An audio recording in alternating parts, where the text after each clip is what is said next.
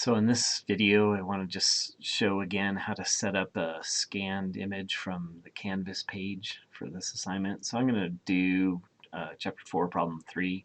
I'll just set that up in AutoCAD. So the first thing I want to do is right-click on it and save the image.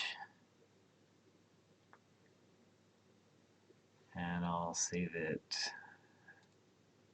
in the Gonzo drive in the Drafting 120 folder. Chapter 4, Problem 3. So now I know where it is and what it's named. So now I'll go to AutoCAD and attach it.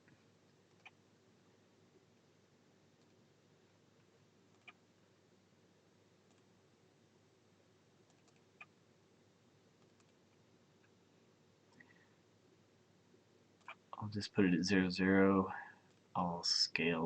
I'll just scale it 1 to 1 with no rotation. And there it is. Okay, so it gets placed on there. I did crop out the border and title block, so just left with the instructions and the north arrow.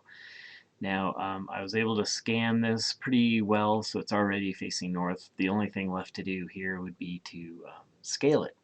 So I measured the bottom line, AE, being a horizontal line, and at a certain scale, I chose 3/16 inch is equal to a foot.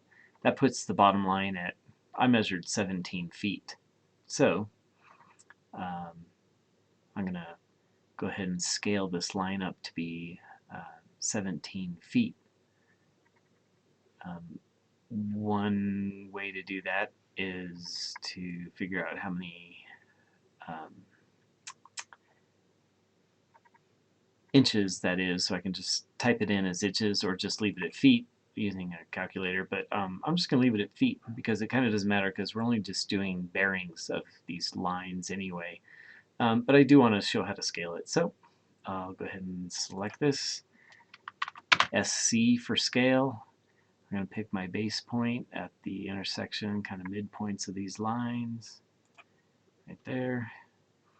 And I don't know how much to scale it, so R for reference, so R space. And my reference line is going to be very near where I clicked this line. And the other end of that line is going to be my reference.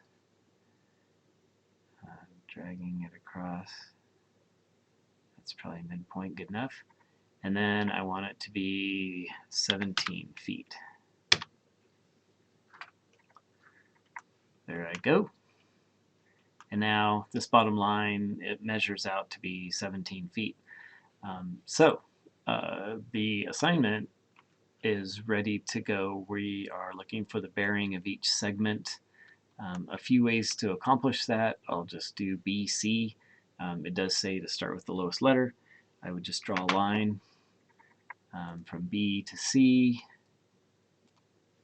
And there's a couple ways that you can, once this line is selected, you can use its properties. You can pull up the property panel and it'll tell you the angle. Now that's not going to tell you much. That 50 degrees is basically from the horizontal. So there's a couple ways to approach that. One way is just change the units. So I would suggest using surveyor's units which use bearings. So, and we can set the precision to just whole seconds. We don't need to go decimal seconds, or maybe it'll go 1 decimal place on the seconds.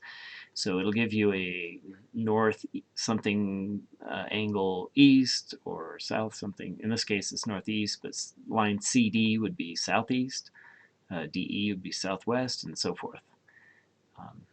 So anyway, I have surveyor's units as my angle measure. So now I'm going to select line AB, and I can see that my angle is now north 40 degrees, so many minutes and so many seconds east. And so that would be my answer for BC. So I hope that helps.